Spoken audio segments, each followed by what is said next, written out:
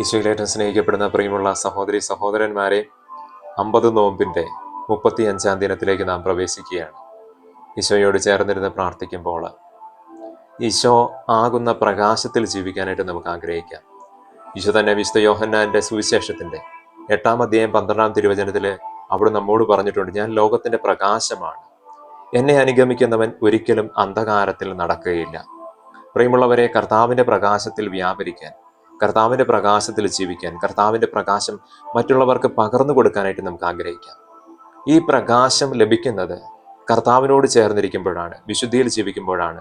സങ്കീർത്തനങ്ങൾ 34:5 ഇങ്ങനെ പറയുന്നു, അവിടുത്തെ നോക്കിയവർ പ്രകാശിതരായി. ഈ നോമ്പ് കാലഘട്ടത്തിൽ അവിടുത്തെ അടുത്തേക്ക് പോവുക, പ്രത്യേകിച്ച് ദിവ്യകാരുണ്യ ആരാധന നടക്കുന്ന ഇടങ്ങളിലേക്ക് അല്ലെങ്കിൽ നിത്യാരാധന ചാപ്പലിലേക്കൊക്കെ പോവുക. അവിടുത്തെ ദിവ്യകാരുണ്യത്തെ ഒന്ന് നോക്കിയിരിക്കുക. ഈശോയോട് നാം കഴിഞ്ഞ ദിവസം ധ്യാനിച്ചതുപോലെ ഈശോയോട് സംസാരിക്കുക.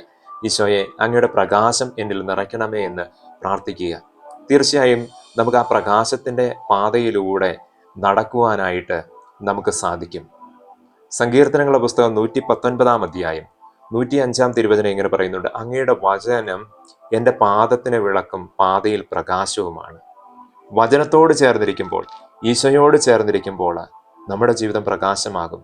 വചനം ഈശോയാ, ഈശോ പ്രകാശമാ.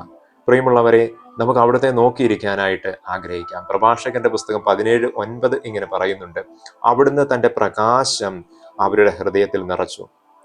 ഈശോയെ നോക്കിയിരിക്കുമ്പോൾ, ഈശോയോട് ചേർന്നിരിക്കുമ്പോൾ, ഈശോയോട് സംസാരിക്കുമ്പോൾ നമ്മുടെ ജീവിതത്തിലേക്ക് കർത്താവ് ആ പ്രകാശം, ആ വിശുദ്ധി നമ്മുടെ ജീവിതത്തിലേക്ക് നിറയ്ക്കുവാനായിട്ട് ഇടയാക്കും.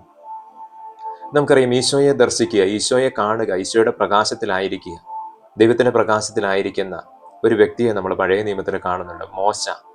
പുറപ്പാടിൻ്റെ പുസ്തകം 34-ാം അധ്യായം 35-ാം തിരുവചനം, ഇസ്രായേൽ ജനം മോശയുടെ മുഖം കണ്ടു, അവൻ്റെ മുഖം പ്രകാശിച്ചിരുന്നു എന്നാണ് പറയുന്നത്.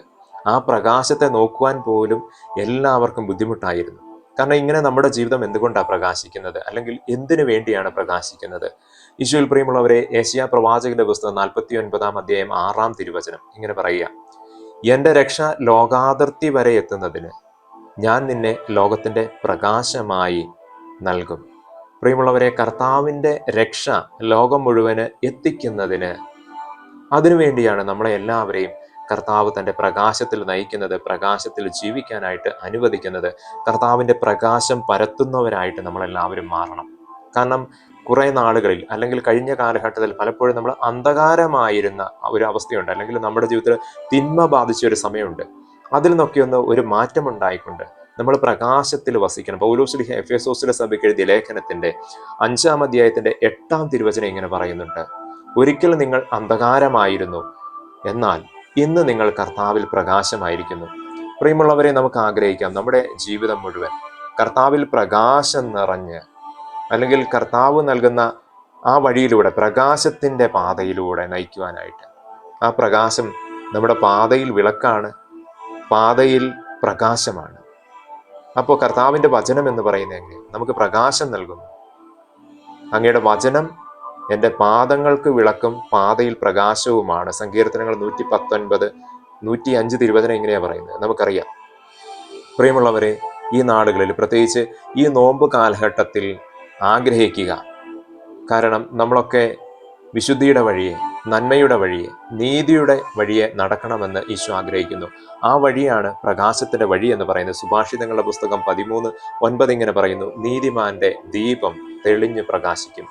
ആ തെളിഞ്ഞു പ്രകാശിക്കുന്ന ദീപം എന്ന് പറയുന്നത് മറ്റുള്ളവർക്ക് പ്രകാശം നൽകുന്ന ഒരു അവസ്ഥയിലേക്ക് മാറും. നമുക്ക് ആഗ്രഹിക്കാം, ഈശോയെ, ഈ നോമ്പ് കാലഘട്ടത്തിൽ ഞാൻ അങ്ങയെ നോക്കിയിരിക്കുമ്പോൾ കർത്താവ് എൻ്റെ ജീവിതത്തെ പ്രകാശിപ്പിക്കണമേ. ആ പ്രകാശം മറ്റുള്ളവർക്ക് കൊടുക്കുവാൻ, പ്രകാശത്തിൻ്റെ, നന്മയുടെ, വിശുദ്ധിയുടെ വഴിയിലൂടെ നടക്കുവാനായിട്ട് എൻ്റെ പ്രിയമുള്ളവരെ അതിലേക്ക് കൊണ്ടുവരാനായിട്ട് എനിക്ക് കൃപ നൽകണമേ. ഞാനും അങ്ങേപ്പോലെ ലോകത്തെ പ്രകാശിപ്പിക്കുന്ന ഒരു ഉത്തമ ക്രിസ്ത്യാനിയായി തീരുവാനുള്ള അനുഗ്രഹം നൽകണമേ. നമ്മുടെ ജീവിതം തമ്പുരാൻ പ്രകാശപൂർണ്ണമാക്കട്ടെ. ആമേൻ.